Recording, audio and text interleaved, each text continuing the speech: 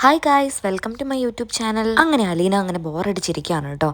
കുളത്തുപുഴയിൽ അവൾക്ക് വേറെ ഒന്നും ചെയ്യാനില്ലല്ലോ, അല്ലെങ്കിൽ അവൾ 24 hours എന്ന് പറഞ്ഞ പോലെ എപ്പോഴും വർക്ക് ചെയ്തുകൊണ്ടിരിക്കുന്ന ഒരു കുട്ടിയല്ലേ. ഇതിപ്പോൾ അവിടെ ഒന്നുമില്ല, ഒന്നും ചെയ്യണ്ട. ഫുഡ് ഉണ്ടാക്കാൻ ആൾക്കാരുണ്ട്, വീട് ക്ലീൻ ചെയ്യാൻ ആൾക്കാരുണ്ട്, എല്ലാത്തിനും ആൾക്കാർ. അവൾ വെറുതെ TV കണ്ടിങ്ങനെ ഇരുന്നാൽ മതി. അത് അവൾക്ക് ഭയങ്കരമായിട്ട് ബോറടിക്കുന്നുണ്ട്. അങ്ങനെ ബോറടിച്ച് ഇങ്ങനെ ബെഡിലിരിക്കുന്ന സമയത്ത് അവൾ മനുവിനെ വിളിക്കുകയാണ് കേട്ടോ. മനു ആണെങ്കിൽ കൊല്ലപ്പള്ളിയിലായിരുന്നു. അങ്ങനെ മനു കോൾ എടുക്കുന്നുണ്ട്. മനുവിന് ഭയങ്കരമായിട്ട് സന്തോഷമാവുന്നുണ്ട് അവൾ വിളിക്കുമ്പം. അവൾ ഒരുപാട് മിസ് ചെയ്തിട്ടുണ്ടല്ലോ. അപ്പോൾ അതുകൊണ്ട് തന്നെ അവൾ വിളിച്ചപ്പോൾ ഭയങ്കര ഹാപ്പി ആവുന്നുണ്ട്. അപ്പോൾ അവളിങ്ങനെ മനുവേട്ടാന്ന് വിളിക്കുകയാണ്. അപ്പോൾ മനു നീ പറ, എന്തൊക്കെയാണ് അവിടുത്തെ വിശേഷങ്ങൾ എന്ന് ചോദിക്കുമ്പോൾ അവൾ പറയുന്നുണ്ട്, കുഴപ്പമൊന്നുമില്ല മനുവേട്ട, അങ്ങനെ പോകുന്നു.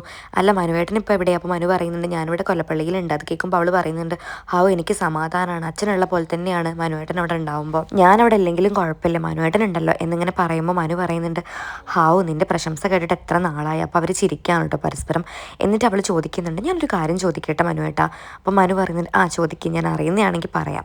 അപ്പോൾ അവൾ പറയുന്നുണ്ട്, എന്നെ അച്ഛൻ എങ്ങോട്ടാണ് കൊണ്ടുവന്നതെന്ന് മനുവേട്ടന് അറിയാമോ? അത് കേൾക്കുമ്പോൾ മനു പറയുന്നുണ്ട്, നിന്നെ കുളത്തുപുഴയ്ക്കല്ലേ കൊണ്ടുവന്നത്? അപ്പോൾ അവൾ പറയുന്നുണ്ട്, അതെ അതൊക്കെ ശരിയാണ്, പക്ഷേ എന്നെ ആരുടെ അടുത്തേക്കാണ് കൊണ്ടുവന്നതെന്ന് അറിയാമോ?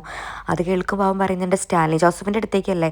അപ്പോൾ അവൾ പെട്ടെന്ന് ഇങ്ങനെ ഞെട്ടിയിട്ട് ചോദിക്കുന്നുണ്ട്, മനുവേട്ടനെല്ലാം അറിയാമോ? അപ്പോൾ മനു പറയുന്നുണ്ട്, എനിക്കെല്ലാം ഒന്നും അറിയില്ല, എങ്കിൽ പോലും എനിക്ക് കുറച്ച് കാര്യങ്ങളൊക്കെ അറിയാം. പിന്നെ അങ്കിൾ നിന്നോട് പറഞ്ഞോട്ടെ എന്ന് വിചാരിച്ചിട്ട് ഞാനും മിണ്ടാണ്ടിരുന്നത് എന്നിങ്ങനെ മനു പറയാണ് കേട്ടോ. അപ്പോൾ മനുവേട്ടന് സ്റ്റാലിൻ ജോസഫ് എൻ്റെ പപ്പയാണെന്ന് അറിയാമല്ലേ? അപ്പം മനു അതെ എനിക്ക് അറിയാമെന്ന് പറയാണ് കേട്ടോ. അപ്പം മനു ചോദിക്കുന്നുണ്ട്, അല്ല നിനക്ക് അവിടെ ഇഷ്ടപ്പെട്ടോ? അവിടെ എങ്ങനെയുണ്ട് അവിടുത്തെ ജീവിതമൊക്കെ?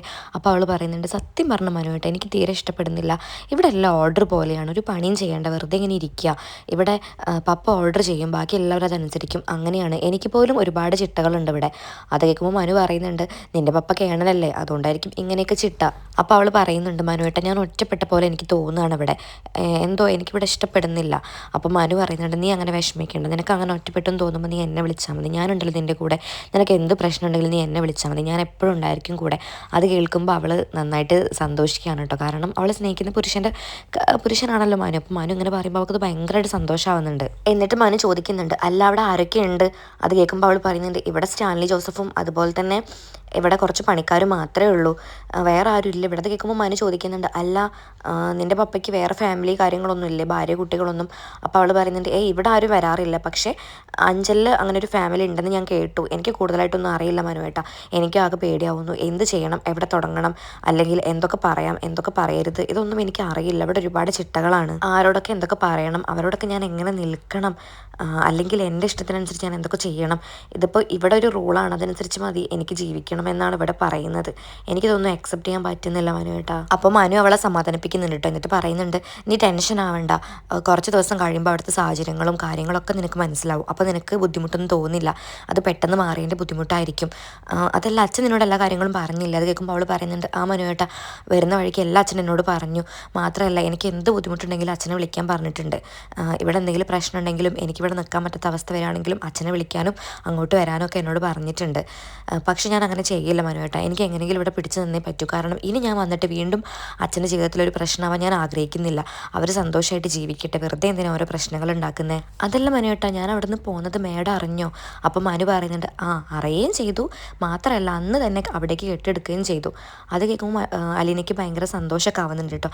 എന്നിട്ട് അവൾ ചിരിച്ചുകൊണ്ട് പറയുന്നുണ്ടോ, എന്തായാലും ഞാൻ ആഗ്രഹിച്ച കാര്യം നടന്നു, ഇനിയെങ്കിലും അവരെല്ലാവരും ഒരുമിച്ച് ജീവിക്കട്ടെ, അതാണ് എൻ്റെ ആഗ്രഹം. അതുകൊണ്ട് തന്നെയാണ് ഞാൻ അവിടെ നിന്ന് റിസ്ക് എടുത്തിട്ടാണെങ്കിലും അവിടെ നിന്ന് ഇറങ്ങി പോകുന്നത്. അപ്പം മനു ഒന്ന് ചിരിച്ചിട്ട് പറയുന്നുണ്ട്, നീ വിചാരിക്കുന്ന പോലെ ഒന്നല്ല അലീന നടന്നത്. ഇതിപ്പോൾ അവിടേക്ക് ചെന്നത് ഭയങ്കര അഹങ്കാരത്തോടും വൈരാഗ്യത്തോടും കൂടിയാണ്, എല്ലാവരോടും പ്രതികാരം ചെയ്യാനൊക്കെ മനസ്സിൽ ഉറപ്പിച്ചിട്ട് അങ്ങോട്ട് വന്നത്. സംസാരത്തിലും രൂപത്തിലും ഭാവത്തിലും എല്ലാം മാറ്റാണ് എന്നിങ്ങനെ പറയുമ്പോൾ അലീനയ്ക്കൊരു സങ്കടമൊക്കെ വരുന്നുണ്ട്. എന്നിട്ട് മനു പറയുന്നുണ്ട്, എനിക്ക് തോന്നുന്നത് ഇതുവരെ ഉള്ളതിനെക്കാട്ടിലും വലിയ പ്രശ്നങ്ങളാണ് ഇനി വരാൻ പോകുന്നതെന്നാണ്. കാരണം അത്രയ്ക്കുണ്ട് അഹങ്കാരം വൈജാൻറ്റിക്ക്. അവിടെയാണെങ്കിൽ ബബിതയും കൃഷ്ണി രോഹിത്തൊക്കെ നീ പോയ വിഷമത്തിലിരിക്കുകയാണ്. അപ്പോഴാണ് വൈജാൻറ്റിയുടെ എൻട്രി. വൈജാൻറ്റി ആണെങ്കിലോ സ്വാതന്ത്ര്യം തിരിച്ചു കിട്ടിയ പോലെയാണ്. അതായത് സാമ്രാജ്യം ഇത്രയും കാലം കയ്യിലില്ലായിരുന്നല്ലോ, ഇപ്പം അതുകൊണ്ട് തന്നെ എല്ലാം അടക്കി ഭരിക്കാം എന്നുള്ളൊരു ധാരണയിൽ ഭയങ്കര അഹങ്കാരത്തിലാണ്. മാത്രമല്ല ഓരോ കാര്യങ്ങൾ എടുത്ത് കുത്തിപ്പൊക്കി പ്രശ്നങ്ങൾ ഇങ്ങനെ വഷളാക്കിക്കൊണ്ടിരിക്കുകയാണ്. ബബിതയോടും കൃഷ്ണയോടും രോഹിത്തിനോടൊക്കെ തട്ടിക്കയറുകയാണ്. അവരാണെങ്കിലോ തിരിച്ച് നല്ലോണം പറയുന്നുണ്ട്. അതും കൂടെ കേൾക്കുമ്പോൾ ഭയങ്കരമായിട്ട് വാശി കയറുന്നുണ്ട് വൈജാൻറ്റിക്ക്. നിനക്ക് തന്ന സ്വർണവും അതുപോലെ തന്നെ സാരിയുടെ കണക്ക് വരെ അവിടെ പറഞ്ഞുകൊണ്ടിരിക്കുകയാണ്. മാത്രമല്ല അങ്കിളിൻ്റെ ലാപ്ടോപ്പൊക്കെ ചെക്ക് ചെയ്തിട്ട് ഇല്ലാ കഥകളൊക്കെ ഉണ്ടാക്കുന്നുണ്ട്. എല്ലാം കൂടെ ഭ്രാന്ത് പിടിച്ച അവസ്ഥയാണ് അവിടെ.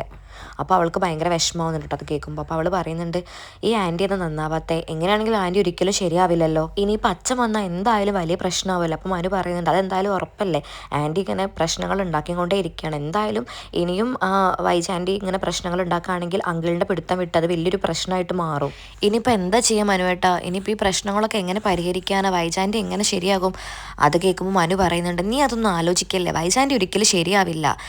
നീ എന്തായാലും അവിടുത്തെ ജീവിതത്തിൽ സന്തോഷമായിട്ട് നിൽക്ക്, ഇവിടുത്തെ കാര്യം നീ ആലോചിക്കേണ്ട എന്നൊക്കെ ഇങ്ങനെ പറയുമ്പോൾ അവൾ പറയുന്നുണ്ട്, പക്ഷെ അതുകൊണ്ട് കാര്യമില്ലല്ലോ, ഒന്നും വേണ്ട, അച്ഛനൊന്ന് സന്തോഷമായിട്ട് വെച്ചാൽ മതിയായിരുന്നു. അച്ഛൻ്റെ ജീവിതത്തിൽ വലിയ പ്രശ്നം മാഡം കാരണം ഉണ്ടായിട്ടുണ്ടല്ലോ, അപ്പോൾ ഇനിയെങ്കിലും മാഡം എല്ലാം മനസ്സിലാക്കി അച്ഛൻ്റെ കൂടെ നന്നായിട്ട് ജീവിക്കട്ടെ. അതുപോലെ തന്നെ കൃഷ്ണമോളും ബബിതയും രോഹിത്തും അവർ ഹാപ്പി ആയിട്ട് ജീവിക്കട്ടെ. അതിനെല്ലാം ഈ മാഡം വിചാരിക്കേണ്ട. മാഡം എങ്ങനെ ആയി കഴിഞ്ഞാൽ എന്താ ചെയ്യുക? അതും പറഞ്ഞ് അലീന മനുവിനോട് കുറേ നേരം സംസാരിക്കുന്നുണ്ട് കേട്ടോ. അങ്ങനെ ഒടുവിൽ അലീന പറയുന്നുണ്ട്, മനുവേട്ടെ എങ്കിൽ ഞാൻ വെക്കട്ടെ. അപ്പോൾ മനു പറയുന്നുണ്ട്, ആ ശരി നീ വെച്ചോ, പിന്നെ നിനക്ക് എന്ത് വിഷമമുണ്ടെങ്കിലും നീ എന്നെ വിളിക്കണം, ഒരു വിളിപ്പുറത്ത് ഞാനുണ്ടായിരിക്കും കേട്ടല്ലോ എന്നും പറഞ്ഞിട്ട് അവർ കോൾ കട്ട് ചെയ്യാണ് കേട്ടോ. കോൾ കട്ട് ചെയ്യുമ്പോൾ അലീനയ്ക്ക് ഭയങ്കര ആശ്വാസം തോന്നുന്നുണ്ട്. അതുപോലെ തന്നെ മനുവിനോട് സ്നേഹം തോന്നുന്നുണ്ട്. മനുവിന് മറിച്ചല്ല, മനു ഒന്ന് പുഞ്ചിരിക്കുന്നുണ്ട്. പിന്നീട് അവൾ നേരെ രോഹിത്തിൻ്റെ ഫോണിലേക്ക് വിളിക്കുകയാണ് കേട്ടോ. ഫോൺ ഇറങ്ങിയത് സൗണ്ട് കേട്ടപ്പോൾ തന്നെ ഭവിതയും കൃഷ്ണമോളും ഓടി വരുന്നുണ്ട്. എന്നിട്ട് രോഹിത്തിനോട് ചോദിക്കുന്നുണ്ട്, ചേച്ചിയാണോ? അപ്പോൾ രോഹിത്ത് അതേ ചേച്ചിയാണെന്ന് പറഞ്ഞിട്ട് കോൾ അറ്റൻഡ് ചെയ്യാണ് കേട്ടോ. പിന്നെ അവിടെ കുഞ്ഞ് വഴക്കൊക്കെ നടക്കുകയാണ്, എനിക്ക് ആദ്യ ഫോൺ ഞാൻ ആദ്യം സംസാരിക്കട്ടെ. അപ്പോൾ അലീനയ്ക്ക് സന്തോഷമാവുന്നുണ്ട്. അവരുടെ ഈ ഒരു കുഞ്ഞ് വഴക്കൊക്കെ കേൾക്കുമ്പോൾ അവൾക്ക് പഴയ കാലമൊക്കെ ഓർമ്മ വന്നിട്ട് അവൾ പുഞ്ചിരിക്കുകയാണ് കേട്ടോ. അങ്ങനെ പിന്നെ ബബിത പറയുന്നുണ്ട്, എങ്കിൽ പിന്നെ നീ ലൗഡ് സ്പീക്കറിലിട്, എന്നാൽ പിന്നെ ഞങ്ങൾക്ക് സംസാരിക്കാമല്ലോ. അങ്ങനെ പിന്നെ രോഹിത്ത് ലൗഡ് സ്പീക്കറിലിടാണ് കേട്ടോ. അങ്ങനെ അവർ പെട്ടെന്ന് ചോദിക്കുന്നുണ്ട്, ചേച്ചി എന്തൊക്കെയാണ് വിശേഷം, സുഖമാണോ? അപ്പോൾ അവൾ പറയുന്നുണ്ട്, അതേ എനിക്ക് സുഖമാണ്, നിങ്ങൾക്കോ? ഞങ്ങൾക്ക് ചേച്ചിയില്ലാത്ത വിഷമം മാത്രമേ ഉള്ളൂ എന്നിങ്ങനെ പറയാണ്. അല്ല ചേച്ചി, അവിടെ ആരൊക്കെയുണ്ട്, അവിടെ ഇഷ്ടപ്പെട്ടോ, എങ്ങനെയുണ്ട്? അപ്പം അലീന പറയുന്നുണ്ട്, ഇവിടെ നിറച്ച് ജോലിക്കാരാണ്, പിന്നെ സ്റ്റാൻലി എൻ്റെ പപ്പ, ഞങ്ങൾ മാത്രമേ ഉള്ളൂ, വേറെ ആരും ഇല്ല. അത് കേൾക്കുമ്പോൾ അവർ ചോദിക്കുന്നുണ്ട്, വേറെ ആരും ഇല്ലേ? എന്നിട്ട് കൃഷ്ണമോൾ പറഞ്ഞിട്ട്, അയ്യോ ഇത്രയും ആണുങ്ങളുടെ കൂടെ നിൽക്കുമ്പോൾ ചേച്ചിക്ക് പേടിയാവില്ലേ? അപ്പോൾ അവൾ പറയുന്നുണ്ട്, ഇല്ല എനിക്ക് പേടിയൊന്നുമില്ല, അവർ ജോലിക്കാരല്ലേ. ബബിതയാണെങ്കിൽ ദേഷ്യത്തോടു കൂടെ പറയുന്നുണ്ട്, എല്ലാത്തിനും അച്ഛനെ പറഞ്ഞാൽ മതിയല്ലോ, അല്ലെങ്കിൽ എല്ലാം അന്വേഷിച്ചിട്ടല്ലേ വിടാവൂ, ഇതിപ്പം എന്താ കഥ, അവിടെ വേറൊരു സ്ത്രീകൾ പോലും ഇല്ല, ഈ അച്ഛൻ്റെ ഒരു എടുത്തുചാട്ടം. അത് കേട്ടപ്പോൾ ഒന്ന് ചിരിച്ചുകൊണ്ട് നമ്മുടെ അലീന പറയുന്നുണ്ട്, ഇല്ല മോളെ എനിക്ക് കുഴപ്പമൊന്നുമില്ല, അവർക്കൊക്കെ നല്ല സ്നേഹമാണ്, പിന്നെ അച്ഛനും അത്രയല്ലേ ഉള്ളൂ, വേറെ ആരും ഇല്ല, എനിക്ക് എൻ്റെതായ കാര്യങ്ങൾ നോക്കി നിൽക്കാം.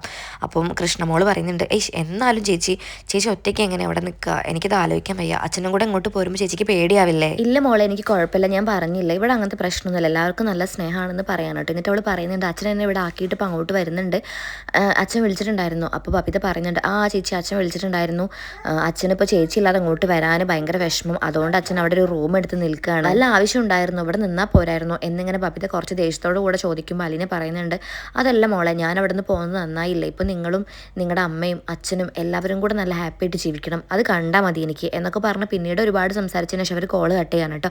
അങ്ങനെ പിന്നെ രാവിലെ ആയിട്ടുണ്ട്. അപ്പോൾ രാവിലെ അലീന പെട്ടെന്ന് സ്റ്റാലിൻ്റെ സൗണ്ട് കേൾക്കുകയാണ്, ഭയങ്കര സൗണ്ട് ഇട്ട് സംസാരിക്കുന്നുണ്ട് താഴെ. അങ്ങനെ നമ്മൾ താഴേക്ക് ഇറങ്ങി ചെല്ലുമ്പോൾ സ്റ്റാൻലി ആൻ്റപ്പനോട് ഭയങ്കരമായിട്ട് ചൂടാവാണ് കേട്ടോ. അത് കാണുമ്പോൾ അലീനയ്ക്ക് ഭയങ്കരമായിട്ട് പേടിയൊക്കെ തോന്നുന്നുണ്ട്, കൂടുതൽ ഒറ്റപ്പെട്ട പോലെയൊക്കെ അവൾക്ക് ഫീൽ ചെയ്യാണ്. അവളെ കണ്ടതും സ്റ്റാൻലി പെട്ടെന്ന് ഞെട്ടുന്നുണ്ട്, അവൾ മുന്നിൽ വരുന്ന ഒരിക്കലും പ്രതീക്ഷിച്ചില്ല. അതുകൊണ്ട് തന്നെ സ്റ്റാൻലിക്ക് ഭയങ്കരമായിട്ടൊരു ചടപ്പ് തോന്നിയിട്ടോ, കാരണം അവൾ എന്ത് കരുതും എന്നുള്ളൊരിതിൽ സ്റ്റാൻലി പെട്ടെന്ന് മൗനം പാലിക്കുകയാണ്. അലീനയാണെങ്കിൽ പെട്ടെന്ന് തല കുനിച്ചിട്ട് ഇങ്ങനെ സങ്കടത്തോടെ നിൽക്കുകയാണ്. കടപ്പാട്ടൂരാണെങ്കിൽ രാവിലെ തന്നെ ബാലചന്ദ്രൻ തിരിച്ചെത്തിയിട്ടുണ്ട് കേട്ടോ. ബാലചന്ദ്രൻ്റെ വണ്ടിയുടെ സൗണ്ട് കേട്ടപ്പോൾ തന്നെ നമ്മുടെ കൃഷ്ണമോളും രോഹിത്തും ബബിതയും കൂടെ ഓടി ചെല്ലുന്നുണ്ട്. അങ്ങനെ അവരോട് ബാലചന്ദ്രനോട് ചോദിക്കുന്നുണ്ട്, അച്ഛ യാത്രയ്ക്ക് സുഖമായിരുന്നു, പിന്നെ ചേച്ചി അച്ഛൻ കൊണ്ടുവിട്ട സ്ഥലം സേഫ് അല്ലേ, അവിടെ ആണുങ്ങൾ മാത്രമേ ഉള്ളൂ എന്നാണല്ലോ കേട്ടത്. അത് കേട്ടപ്പോൾ ബാലചന്ദ്രൻ പറയുന്നുണ്ട്, അവിടെ കുഴപ്പമൊന്നുമില്ല, അവിടെ എല്ലാവരും നല്ലവരാ, പിന്നെ അലീന വിളിച്ചിട്ടുണ്ടായിരുന്നു. അപ്പോൾ അവർ പറയുന്നുണ്ട്, അച്ഛാ ഞങ്ങൾ വിളിച്ചിട്ടുണ്ടായിരുന്നു, ചേച്ചിക്ക് കുഴപ്പമൊന്നുമില്ല എന്നാണ് പറഞ്ഞത് എന്ന് പറയാൻ കേട്ടോ. അതാ ഞാൻ പറഞ്ഞത്, അവിടെ നല്ല സാഹചര്യമാണ്, എന്തായാലും അച്ഛനൊന്ന് ഫ്രഷ് ആവട്ടെ എന്ന് പറഞ്ഞ് അകത്തേക്ക് കയറാൻ നിൽക്കുമ്പോഴേക്കും വൈജ പെട്ടെന്ന് അകത്തുനിന്ന് വരികയാണ് കേട്ടോ. ബാലചന്ദ്രൻ അവിടെ നിന്ന് അത് കേട്ടത് ബാലചന്ദ്രൻ ഭയങ്കരമായിട്ട് ദേഷ്യത്തോട് കൂടെ വൈജയെ നോക്കിയിട്ട് തിരിച്ചും പറയാനായിട്ട് നിൽക്കുകയാണ് കേട്ടോ. അപ്പോൾ അതെന്തായാലും നമുക്ക് അടുത്ത വീഡിയോയിൽ നോക്കാം. എന്തായാലും വൈജയും ബാലചന്ദ്രനും നേർക്കുനേർ ഇനി എന്തൊക്കെ സംഭവിക്കുമെന്ന് നമുക്ക് കണ്ടു തന്നെ അറിയാം. അപ്പോൾ എൻ്റെ ചാനൽ ആദ്യമായിട്ട് കാണുന്നവരാണെങ്കിൽ സബ്സ്ക്രൈബ് ചെയ്യാൻ ഒരിക്കലും മറക്കരുത് കേട്ടോ. Okay bye, thank